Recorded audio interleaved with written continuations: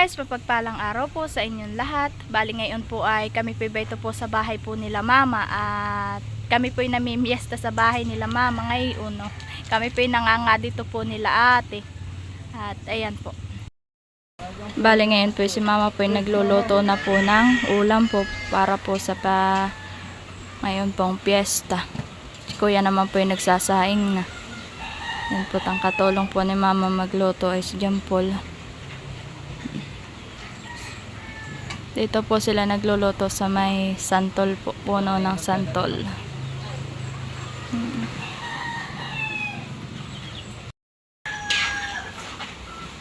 Chef ka ngayon.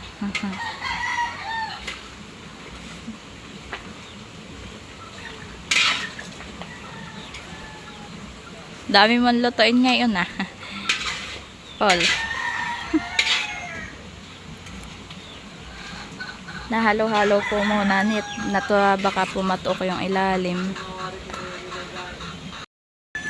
Ayan po at nailagay na po yung mga sangkap po sa pagluluto ng menudo. Ano yan? Malapit na?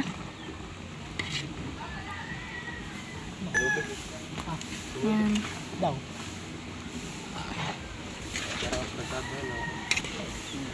Ha? Nahalo-halo po ni Jampol. Si kuya naman po yung nagsasaing. Malapit na pong maluto po yung ulam. Tapos po yung kanin po ay ininin na laang po. Bisita na laang po nga antayin. Char. Ayan naman po yung dalawang bagets. Hi! Nakaupo ka diyan? Ay, sino bantay kay Ate Bibi? Ikaw? Ay, Leticia! Ay, Tisha! Oh no! Binigyan mo si Ate Bibi ng laruan? Bantay ka? Ay, talaga naman iyay. Tisha! Tana nga si Tisha? Nasaan na daw? Ay, talaga iyay. Nilalagyan na po ni mama ng cheese. Oh. Yummy na yan.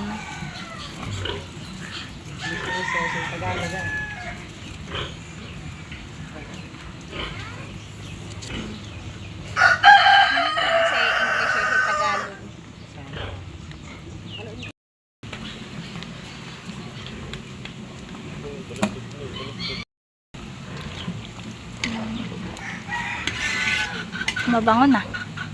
Nagpapabango di amoy bell pepper ha.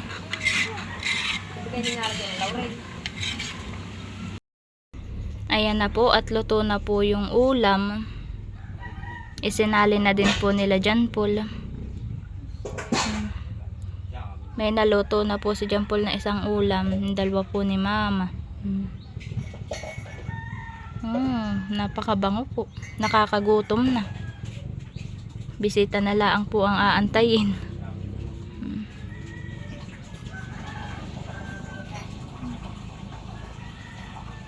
One hour later. Ayan po at tayo po ay nagigisa na po ng pangalawang ulam. Ang ating pong lulutuin ngayon ay kaldereta. Atin na pong ginigisa.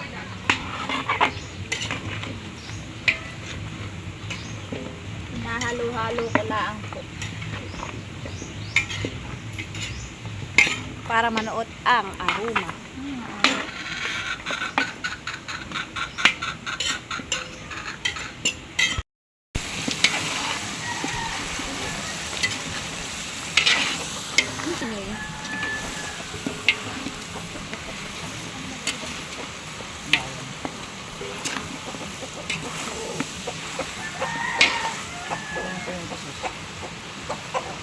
Atin na pong ilalagay ang tomato sauce. Ilalahat ito.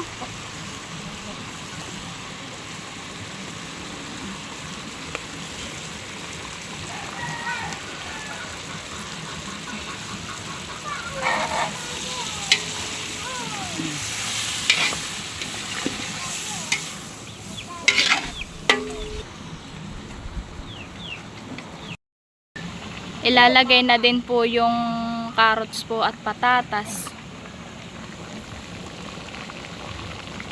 At nakulo na po yung ating pong nilulutong kaldereta.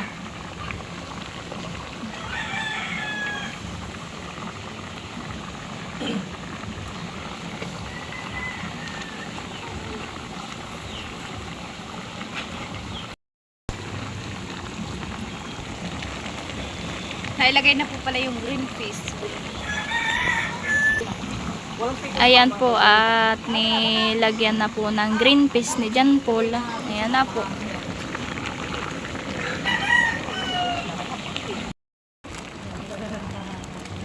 Nilalagay na po ang liver spread.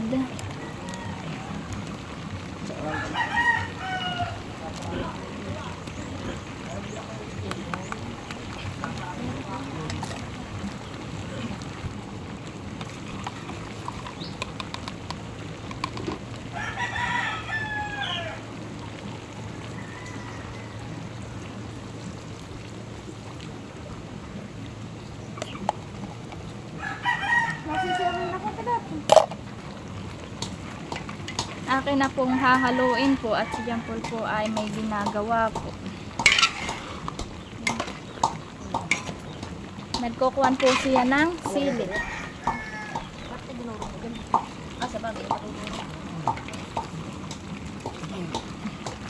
Usok!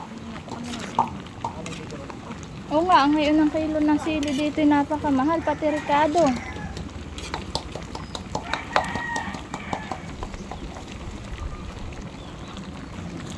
Ililagay na din po ni Mama ang bell pepper po. Napakausok.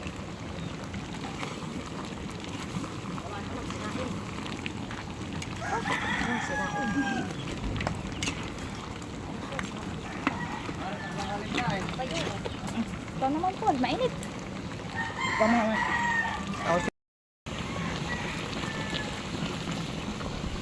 Inilagay na din po ang peanut.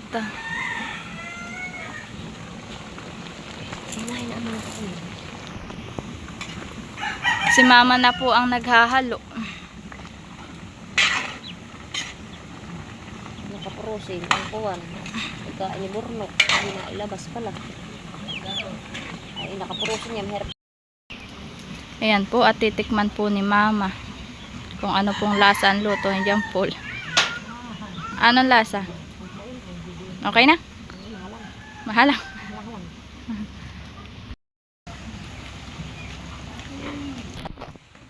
Titingnan ko po naman yung sinaing pong sinalang po ni Mama. Ito pa yung pangalawa na pong salang. Hindi pa po nakulo. Ayan po, at naluto na po yung pong pangalawang recipe pong ulam. Naisali na din po sa kaserola. Ayan na po, oh.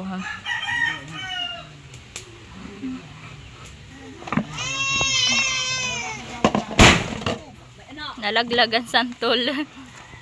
Lagotok sa bubong ang bunga ng santol. Ayan po, ako naman po ngayon ay bantay po ng sinaing. At tapos na po kami magluto ng ulam ni John Paul. Ayan na po si John Paul. Ito po yung pangalawang salang na nasinaing. Ininin na laang po siya. Ayan na po. Titingnan ko po kung wala na pong tubig. Kakaunti na po siya.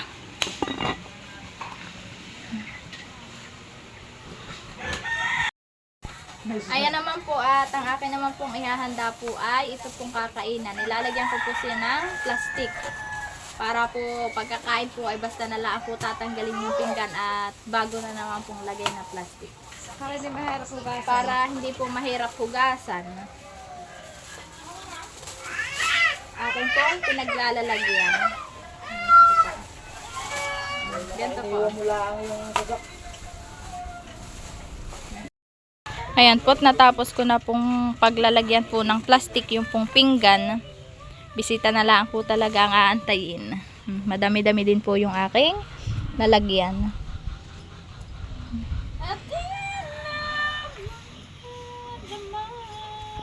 Diyan ko na po inilagay po sa lamesa pong nandito po sa labas.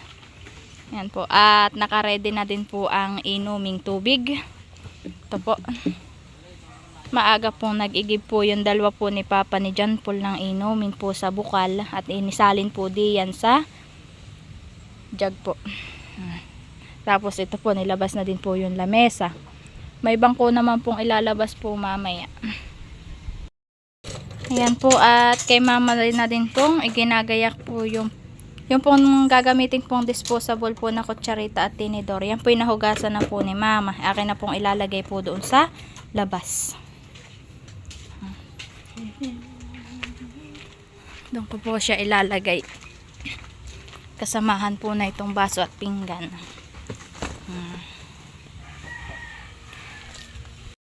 Si mama naman po yung nag-aasikaso po na ang lalagyan niya ng ulam. At iyan mama, happy fiesta sa inyo. Oh. Salamat. At iyan din po, si mama din po ay nagluto po ng sinantol. Masarap po iyan at puro lahok po ay hipon. Iyan po yung panghuli ni mama sa tain. Inilahok po ni mama. Napakabango po. Talaga pong, tapos po yung pagkakaluto po ay uho po, langis-langis. Ayan po ay sinantol, ang handa po ni mama, sinantol. Saka po ayan, menudo. Saka po ayan, kaldereta. Ayan po ang handa po ni mama. Ngayon pong piyesta.